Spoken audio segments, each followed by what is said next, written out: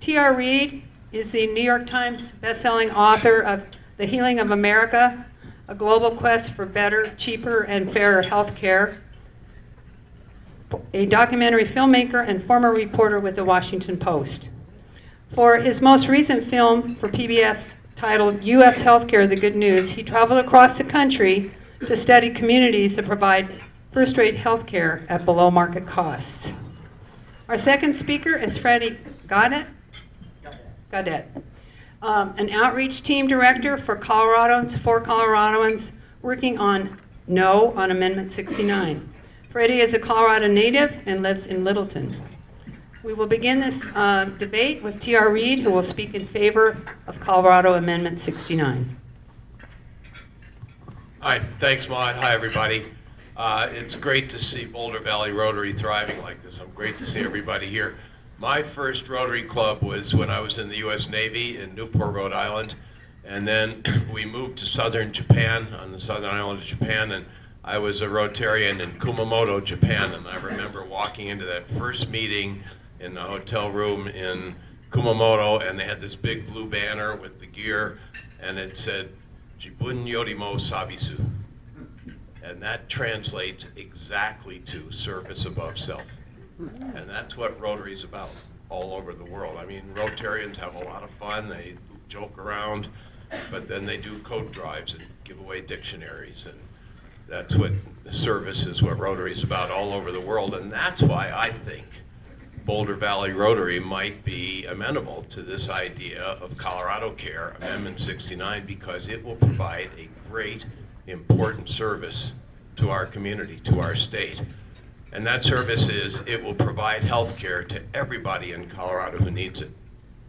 If somebody, one of our neighbors is in pain, if somebody is too sick to go to work or go to school, this plan will get them health care. It seems to me that's what a decent society ought to do. And unfortunately, it's not the case today. Today in Colorado, about 370,000 people have no health insurance at all. Another 700,000 have these $7,000 or $9,000 deductible plans, so you get to pay your premium every month to the insurance company, but you can never really use the coverage. And therefore, those people don't go to the doctor because they don't have anything to pay for it. The result is, according to the National Academy of Sciences, about 500 of our neighbors in Colorado die every year of treatable diseases because they couldn't see a doctor, or because by the time they got to the doctor, they got to the emergency room, it was too late. You want to live in a state where 500 of our neighbors are in pain, die in pain every year because they can't see a doctor? I'd like to live in a state where we provided health care for them, and that's what Colorado Care will do. So we think, I know, our plan is better than the existing system. Currently, most Coloradans get their health insurance through big, out-of-state private health insurance companies over which we have zero control. There's no Coloradan on the board of United Healthcare, or Anthem Blue Cross, or Cigna, or Aetna. We have zero control over those companies. That's how we get insurance today. Colorado Care will be better in 3 areas: cost, control, coverage. That's what I'd like you to remember about our plan: cost, control, coverage. And I'll start with coverage because, as I just said, that's the one that really matters to me. As I said, hundreds of thousands of Coloradans today have no health insurance. I think it's wrong, but it's also foolish. It's a dumb way to run health insurance because those people still get sick. And then their doctor's office is the emergency room, the most expensive possible place to provide health care. And since they're uninsured, we all get stuck with their bills. University of Colorado Hospital last year, $400 million in uncompensated care. We all get taxed for that. All the Boulder hospitals, the Denver hospitals, same thing. Wouldn't it be better if everybody paid for health insurance and everybody who walked in that hospital was covered? That's all we're saying with Colorado Care. The other thing about coverage is the private insurers who are paying for Freddie's campaign have these narrow networks. They restrict which doctors you can see. Colorado Care covers every provider so that you choose the doctor, you choose the chiropractor, the physical therapist, the lab, the hospital. Colorado Care pays them all, unlike the private insurers. Second, cost. Colorado Care is better on cost, and all the independent analyses agree with that. Colorado Care is not free. It's not free. Nobody's got free health care. We're going to raise taxes $25 billion, $25 billion to pay for Colorado Care. Now, why would anybody come to you and argue for a $25 billion tax increase? Well, here's why. Because it's cheaper than what we're paying today. This year, Coloradans are paying $30 billion to the out-of-state insurance companies for health insurance premiums and deductibles. $30 billion.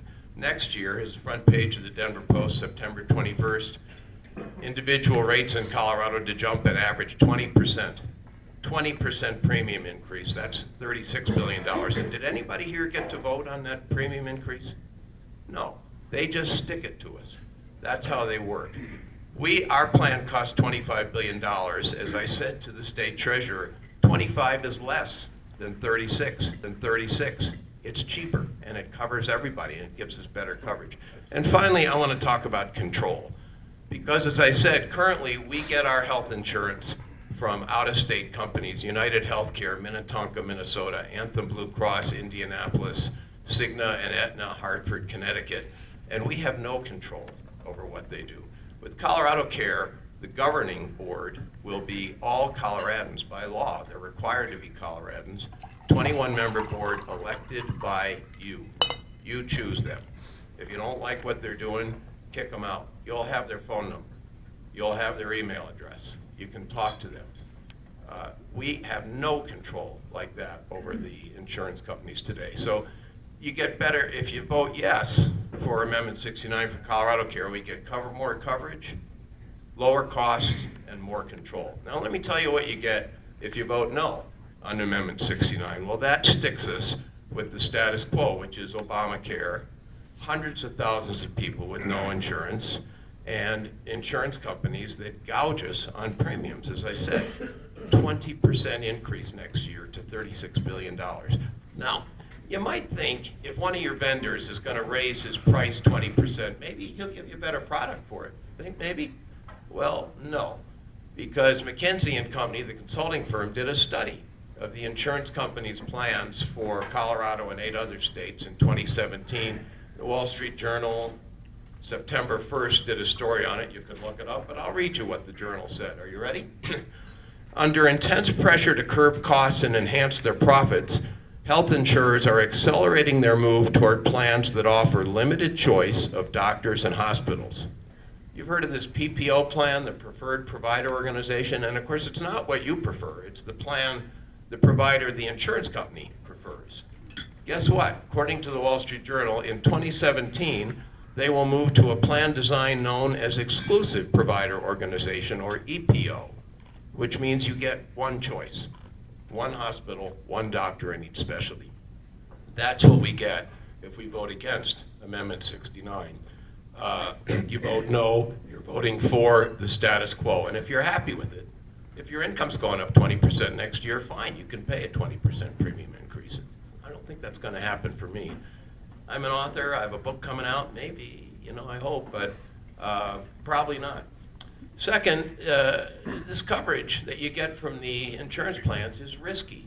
You have no idea what they're going to cover because all their plans say right in there, we can change terms at any time. My friend Elizabeth in Denver has a 7-year-old girl with a congenital disease, and for 7 years that little girl has gone to the same kind, loving pediatrician.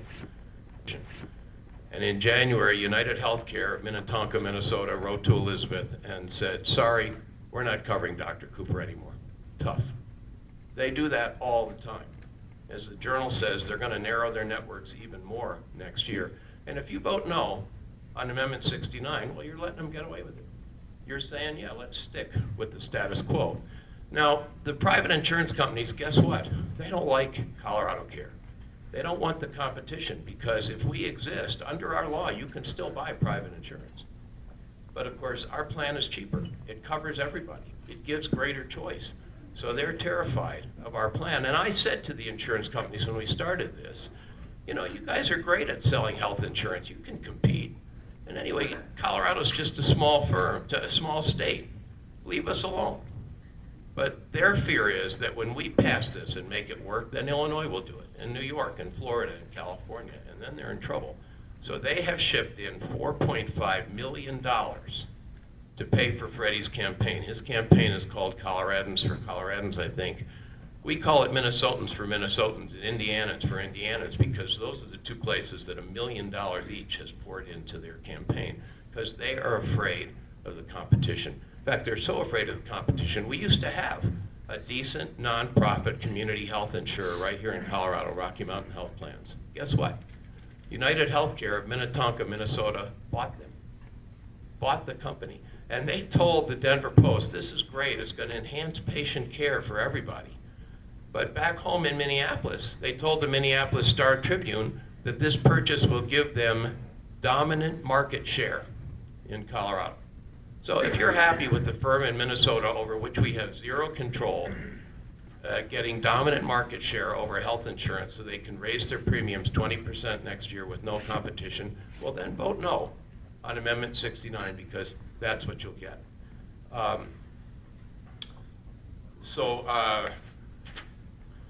That's my summation, is Colorado Care, I don't think it's a perfect plan. I don't think there is a perfect health care plan. And Freddie will tell you some of the problems with it, I'm sure. But when he says this stuff, I'd just like you to think one question, compared to what? Yeah, our plan's expensive, $25 billion tax increase. Compared to what? Compared to the $36 billion they're gonna charge us next year. Freddie said, our opponents say, well, you know, you can't trust this board. Well, Coloradans are gonna elect the board, but you can't trust this board. I always say, we'll be run by a board of 21 of our neighbors, and they say 21 politicians, that's what they say.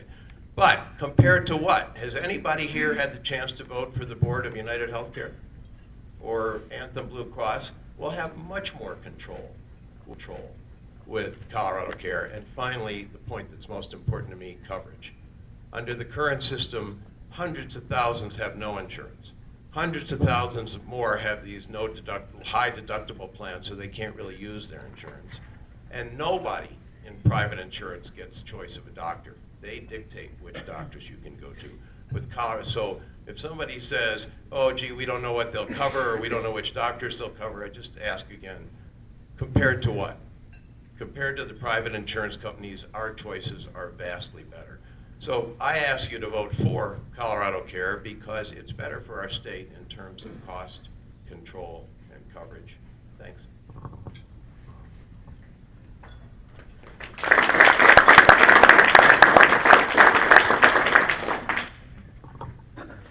I'm going to stand up if you don't mind. Stand at the podium.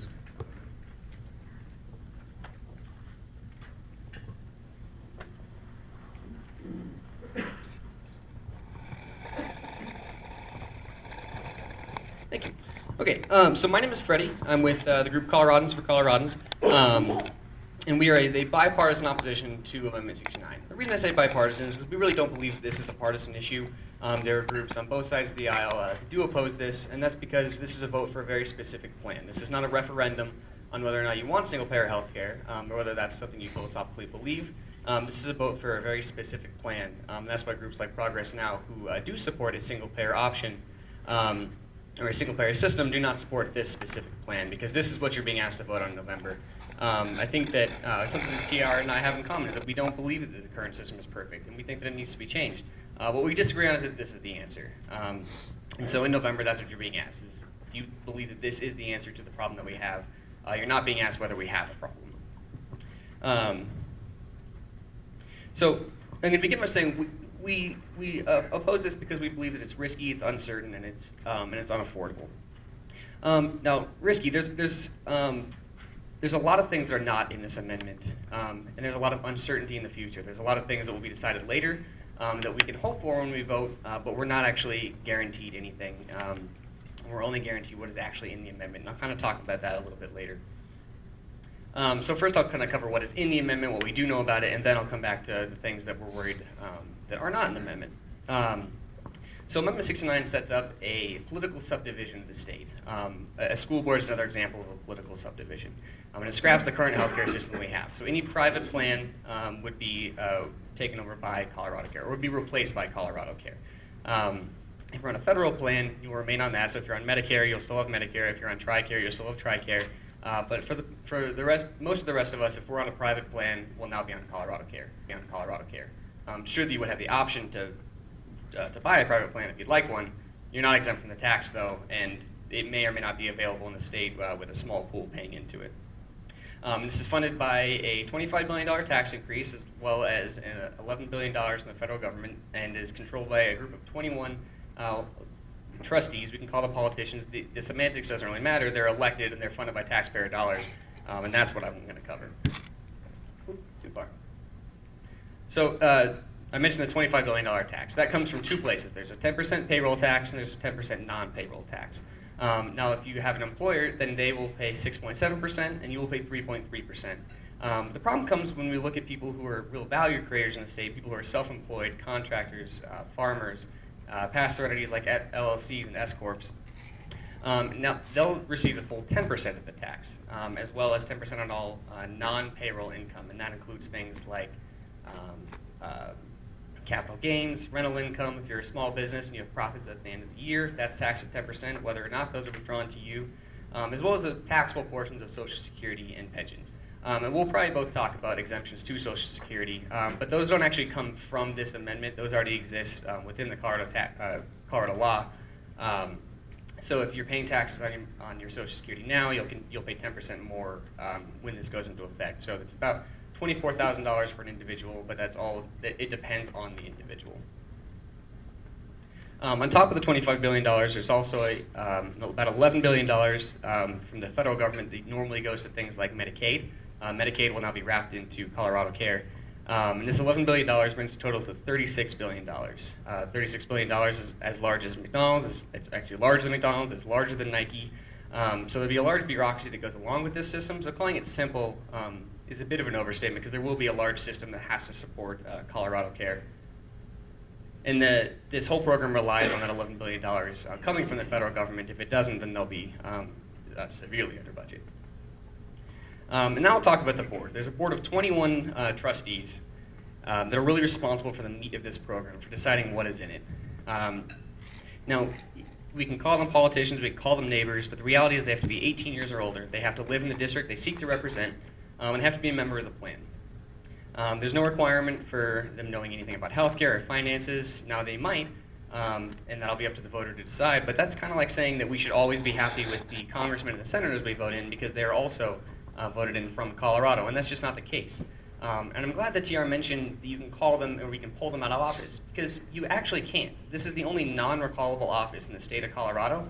So once they're in, they serve their 4-year term whether you're happy with them or not, but they can remove each other. And the problem with that is that in Colorado, we've seen how quickly nonpartisan boards can become very partisan, very divided very quickly. The recent school board elections are an example of that. The problem with that on this board is that they are able to remove each other, and that group that's in power can take total control of that board. The only reason they need to vote someone off is that they believe the other person is working against the interest of Coloradans, but that's kind of vague and can be defined not only by this board, but by whichever side thinks that their interest of Coloradans is correct, and the majority will win that battle. Oh, and then what they actually decide. So there's no specific benefits written into this plan. There's 11 broad categories of coverage. There's things like end-of-life care, emergency room care, but there's no specifics. So the actual benefits can change down the line. So the board will determine what they are in the first place, and then if they need to later, they can change them. But the problem with this program is this will be your only option. This is the plan that you get, whether it changes or not. This is the plan that you have. Where the proponents will tell you they hope that there's a platinum level coverage, and if this passes, I also hope that there's a platinum level coverage. But they don't have to have a platinum level coverage. They only have to reach a silver level plan. And if there's not enough money, then silver is what you'll get. Whether or not you'd like a gold or a platinum plan, or coverage equal to that under the Affordable Care Act, you'll end up with a silver plan, and everyone will have a silver plan. And I want to mention right now that this is a constitutional amendment, and that's not inherently a problem, but it is when you're talking about something that has never been tried before. This is a first-of-its-kind system that we will be putting onto our Constitution, hoping that it works. If it doesn't, it's still on our Constitution, and we have to find a way to afford it, and we're the ones that end up paying for it. This isn't a statute that can be changed or tweaked with a fixer bill next year or in 5 years or in 10 years. This will be an amendment to the Constitution. It could have been a statute because you can propose a statute in the same process. You can propose an amendment, but it was done as an amendment, and therefore, again, if it doesn't work, then this is what we have.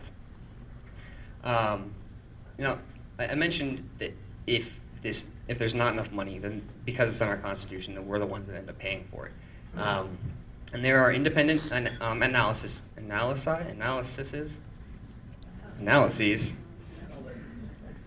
I've done this before, I promise. Independent analyses that show that this could very easily go over budget. And I challenge you to think of large government programs that do go under budget, because it doesn't happen very often. No matter how much you plan budget accordingly, oftentimes you go over. Medicare was 0.01% of the GDP when it began, and now it's well over 3%. If this sees even a small amount of that growth, or goes over budget by even a little bit, when we're talking about $36 billion, they can have some pretty serious consequences. And the options that the board will have if they have to balance a budget, because again, we're a state, we're not a country. We're 1 in 50. We can't run a deficit, and the money will come from a few places. We can lower the payments given to healthcare providers. We can change the benefits, or we can raise taxes. Now, to raise taxes, they do have to ask you. They have to ask the members of the plan. They can ask once a year. They can have a vote to raise taxes. But I do want to mention that the members of the plan are not necessarily Colorado voters. It's a separate definition. It's defined in the amendment. And for that reason, there'll have to be a separate election system set up by Colorado Care, because it will not just be on your general ballot. It'll be a different system. But at that point, the question is, would you like to raise taxes, or do you not want health care? This is our only option, so obviously it's not much of a choice at that point.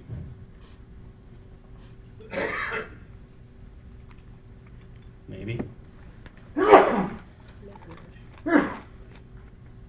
Maybe. Oh, yeah, that's what I just covered, but I forgot to click the last time. So again, I'll close by saying we believe this is nonpartisan. This is a vote for a very specific issue. This is not a referendum on whether or not you believe that there's a problem. Because clearly our healthcare system needs to be changed and we need to find solutions. But the reason that Governor Hickenlooper doesn't oppose this is because he believes that we're making progress. Not immediately, but we're slowly moving towards progress. The number of uninsured Coloradans has dropped by about 10% in 5 years. And again, this is one specific solution that you're being given. So even if you believe in a single-payer system, which a lot of our endorsers do, I urge you to read the amendment. I think that DNR and I would both agree on that. It's about an 11, 12-page document. It's on our website. I'm sure it's on their website. It's also on the Secretary of State's website. Read the entire amendment, do it in about a half hour, to see exactly what we're talking about, what is in the amendment and what is not in the amendment.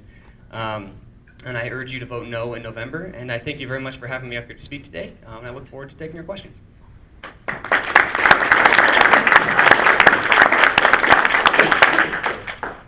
Okay, do we have any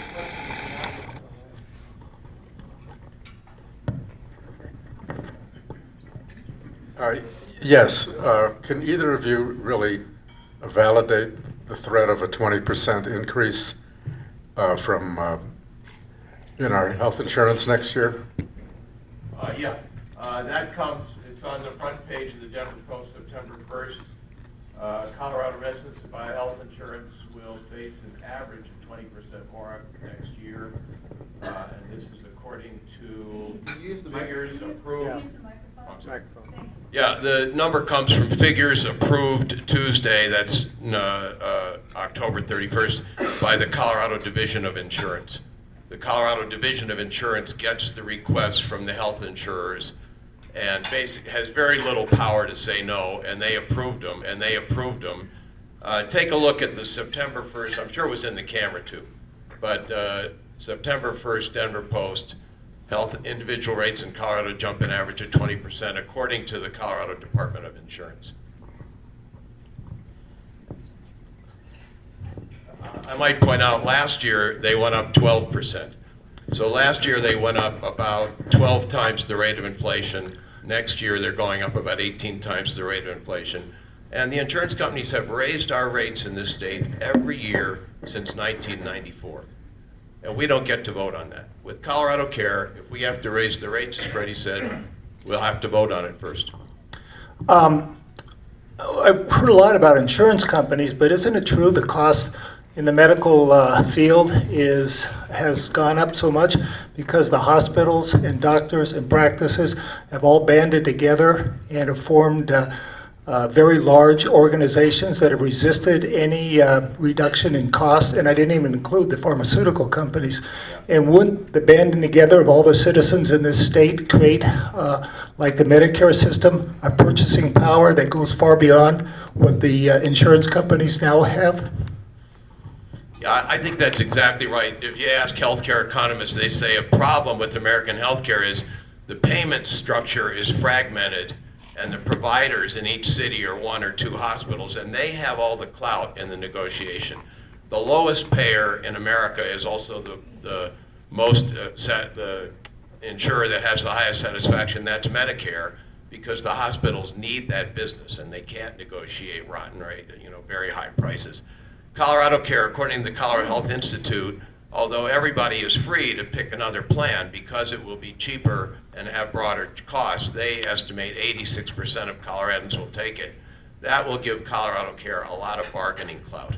The other big saving is in administrative costs. The insurance companies use your premiums and spend 20% of it on stuff that's not healthcare, marketing, salaries, bonus trips to Hawaii, $5 million to fight this election campaign. Our administrative costs are going to be like Medicare's, which are 3.8%. So that's another big saving. Thanks. So we don't know what the purchasing power will be. We will be one state going at this alone, but still competing against the insurance companies who will still be in 49 states. So will we be a large purchasing power? I don't think we'll be that large compared to these groups that will still have a lot of purchasing power. And a lot of this will be unknown until it happens. So could we? Hopefully, but there's really no way to know that. I have a question about, I guess, families. So if you're married, are you both, okay, let's just say we're both self-employed, you're both subject to 10% on your taxes, and then potentially another, 3.3% if you're an employee of your own business. That's 26% in taxes for a family of two self-employed individuals. No, it wouldn't work that way. What would happen is you'd have to pay the 10% on the bottom line of your Schedule C, that is your income minus all your expenses, and the bottom line, that's your self-employment income. You'd have to pay the 10% on that. Most self-employed people today have to buy health insurance in the individual market, and most of them are paying more than 10%. But then you go to line 29 of Form 1040, and you can write off half the cost of self-employed health insurance. So you get a deduction for that. You get a credit for that. If you itemize deductions, this is a Colorado state tax, so you can write it off as a deduction. So most people will not end up paying 10% extra because they'll get the tax savings. But yeah, two self-employed people will be asked to pay 10% on the bottom line.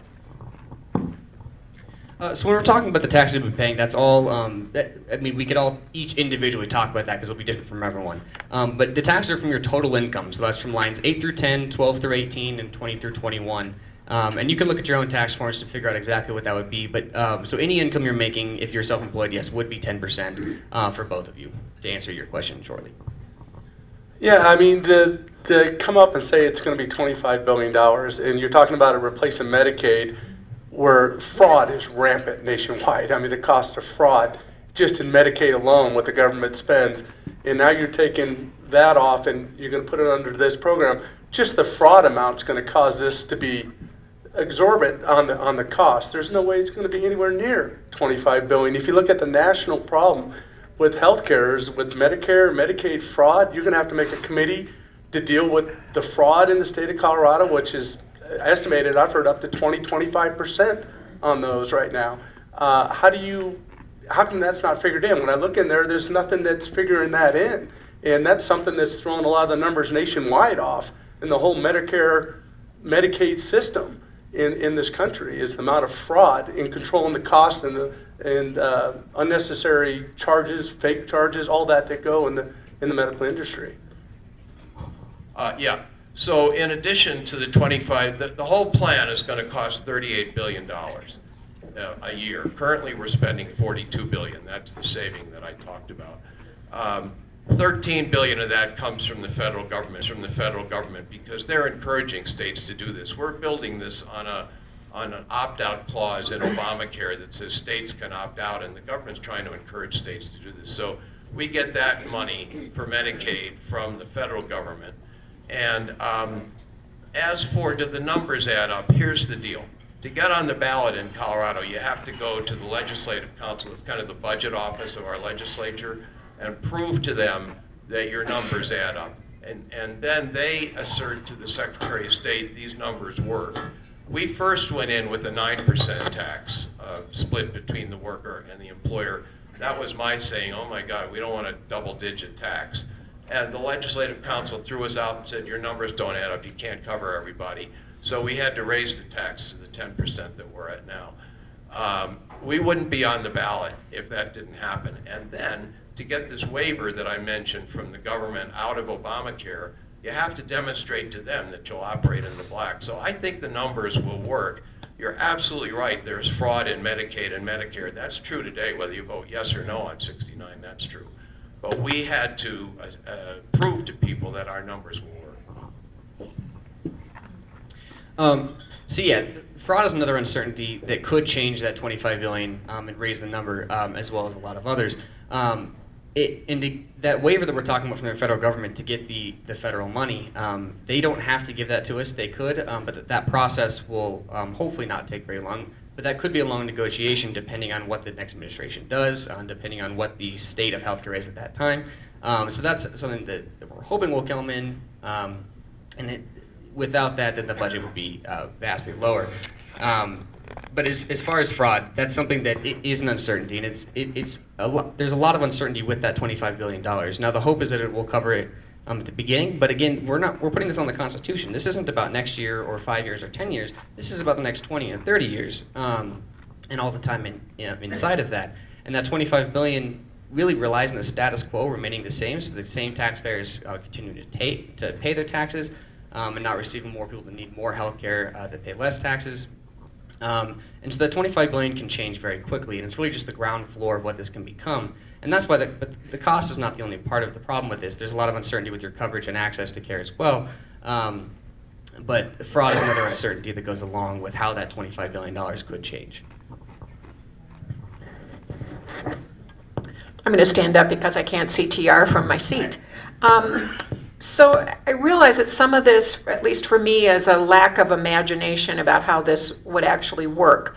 I'm aware right now that employers pay about 33% over and above your wages for benefits. About 20% of that, 20 to 25% of that is your health insurance coverage if you are fortunate enough to have it through your employer. So I'm assuming that this would take the employer out of the mix, and each of us would have health insurance. Our health insurance relationship would be with Colorado Care, and it would not be through our employer and through a health plan. So I'm trying to think about how. Yeah, how it would work. Yeah. Right. Yeah. So here's what mechanics. happens. We take, assuming we get this waiver from the federal government, if we don't, then we just stick with what we've got now. So our argument is, let's give it a try. If the feds don't give us the waiver, then we just stick with where we are now. But if not, we can get away from the insurance companies. Here's the deal. You go to the doctor, you say, I'm a permanent resident of Colorado. She sends the bill to Colorado Care. That's how it works. But the difference is, you pick the doctor, you pick the chiropractor, the lab, the hospital. We cover all providers, and no deductible. That's very important in a state where the average deductible for a family of four today is $4,800. No deductible. So that's how it works. As for coverage, you can actually see precisely what will be covered, because we're required by law, as Freddie said, to provide at least the benefits of a silver plan under Obamacare. We hope to do better than that, but at least you're going to get that. So you just go look on the website and see what's in a silver plan, and we cover all that stuff. We have to by law. So you didn't answer my Yeah. question about the employer, though. Oh, Right yeah. now, employers are required to, many employers do Yeah, provide right. health insurance for their people. Yeah. Now the employer won't be negotiating for a health insurance plan for you. If you choose, you will pick, Colorado Care, and he'll pay the tax. But as you say, that 6.7% of payroll is much less than most employers are paying today to the private out-of-state health insurance companies.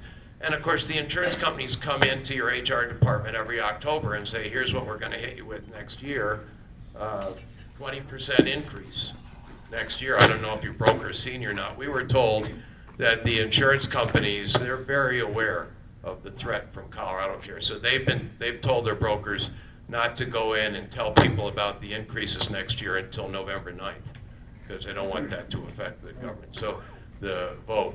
So you're right. The employer's role will be to pay this tax, which is less than they're paying now, but insurance, you'll pick your doctor and coverage.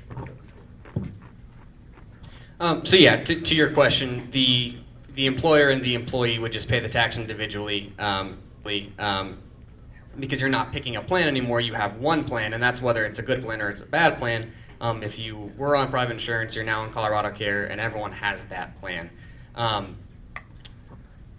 think that's pretty much all I was going to say to answer your question. As for the actual system that takes of who sends what paperwork to who, we don't know what that'll look like yet. That's up to the board. The whole administration that goes into this has yet to be determined, and that's what the board will decide. But so we can't really speak to that because we don't know what it will be yet. So I hear a lot about insurance company profits, but they are regulated by the Insurance Commission. How are the profits regulated or limited? I know you indicated earlier that there's a lot of administrative expense associated with these companies. So I'm just, wondering about how that works. Well, the Colorado Department of Insurance is not allowed to dictate profit levels to the insurers. The private insurance industry has 20% administrative costs, and that's so important to them that their lobbyists wrote that into Obamacare. It's in the Affordable Care Act that they can charge 20% of premium dollars for paperwork, marketing, and stuff like that. And the Colorado Department of Insurance can't prevent that either. They can't say your administrative costs have to be 12%. They can't control profit. And they really can't control premiums. They're allowed to review the premiums, but they have very little power to change them. And as this story says, September 1st Denver Post, they approved them all because they have very little power not to.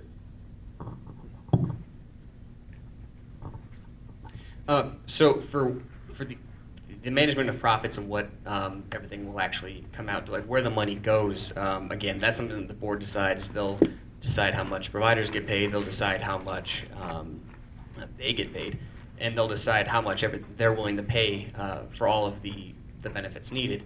And again, that's a cost that will be determined by them, but can also change down the line, because it's anything that's not in the actual amendment, the board can decide and then change if they need to. So those payments to providers I mentioned can, whatever they are now, we'll have to hope that providers are willing to accept those in the first place.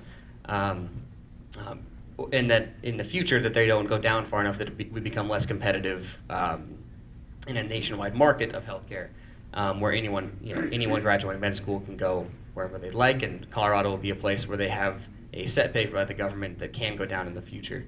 But as for the actual profits, that'll be determined by the board.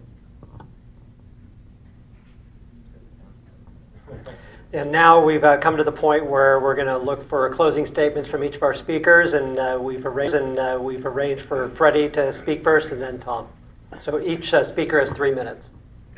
Well, I'd first like to say thank you very much for having me. These kinds of things are important because oftentimes when you see a constitutional amendment, you just see a number on the Constitution. You don't actually see the context to it. So conversations like this are how we learn about what's on the ballot. And again, I hope that you will go read the amendment. It's only about 11, 12 pages long, and see exactly what we're talking about, what is in it and what's not in it. Because again, this is not a referendum on what you believe the problem is with healthcare, whether or not you'd like a single-payer system. This is a very specific plan that has been put forth to you. And you're voting for whether or not you want this plan, whether you want the uncertainty that comes with it, and if you're willing to have a board to make a lot of these decisions for you, a non-recallable board, and a board that all you can see what they're doing. Whether or not you like it, you have no choice. You are on this plan. Seniors will be paying for Medicare, and be on Medicare while also paying a tax for this, because there are no exemptions. Everyone pays this tax, including people who are on TRICARE and in the military. They will still be paying this tax for this plan. And it hits a lot of our small businesses very hard, with 10% on not just their payroll, but on their business profits. So again, thank you very much for having me. It was a pleasure speaking with you and taking your questions. That's all. Thank you.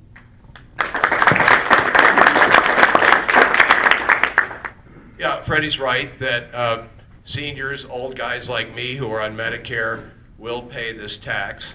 I get my health care from the VA and Medicare, so I probably won't get much coverage from Colorado Care. I'll get my Medicare supplement plan, but that's all. And I'll still pay the tax. I hope. If somebody will buy my books, I'll have to pay the tax. And here's how I feel about that. You can see I'm pretty old. I don't have kids in the public schools anymore. But I pay that school tax every year without complaining about it, because I want to live in a state where every kid has a good education and a good chance to succeed in life. And in the same way, I'm going to pay the tax for Colorado Care, because I want to live in a state where people who are in pain, people who are too sick to go to work or go to school, can get the health care they need. So I'm going to pay for that. That's how I feel about it. What I hope is, as I said, we've been vastly outspent by the private insurance companies in this campaign. They have very funny ads on TV. I wish we could afford that. What we do have is hundreds of thousands of people in 64 counties all over our state who have decided, yeah, I'm fed up with the private insurers and their narrow networks. I'm not going to vote for that system. I'm going to vote yes on Amendment 69 and change the system. And if you'd like to help us, we're going to help us. We don't have money, but we sure could use volunteers. And I think there's a sign-up sheet on every table. We would love to have your help. And if you will help us, here's what you'll be doing. You'll be providing a great service to the state of Colorado, because we'll finally get everybody covered. We'll finally say, as Freddie says, the current system is no good, and doggone it, we're not going to put up with it anymore. We're going to change it. We're going to tell the big private insurance companies, go gouge people in some other state with your narrow networks and your 20% price increase. So it'll be a great service to Colorado. But passing Colorado Care will be a great service to the United States of America. I believe this very strongly. Because, you know, a lot of important policy changes in our history have come from one state. Free public education, female suffrage. Wyoming, Utah, and Colorado were the first three states, long before those snobs in New York and Pennsylvania let women vote. We did it. Minimum wage laws, child labor laws, and of course, recreational marijuana. As I always say, we're the highest state in the country in more ways than one. We've led the country, and this year recreational marijuana is on 7 state ballots, and they're going to pass it because they see that smart people in Colorado made it work pretty well. And in the same way, when we show that we can provide health care at reasonable cost for everybody in Colorado and tell the big insurance companies to go pack somewhere else, we will lead our great country to a destination we should have reached long ago: high quality health care at reasonable cost for everybody. Thanks.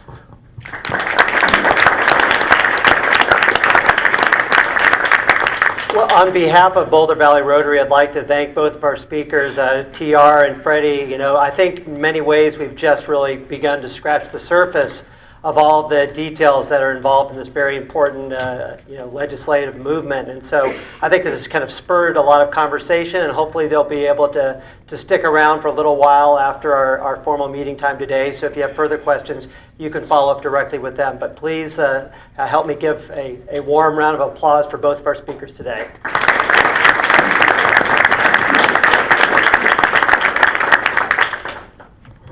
So thank Thank you very much. That was very informative. I hope you all enjoyed that. So I tried to think of come up with some quote having to do with elections and politics, etc., that would be inspiring to us, and I gave up on that idea. there just wasn't an inspiring quote that I could find, wasting my time. But I do have a quote for you. This is by John Wooden. Things turn out best for the people who make the best of the way things turn out. So go out there and make the best of everything. Thank you. See you next week.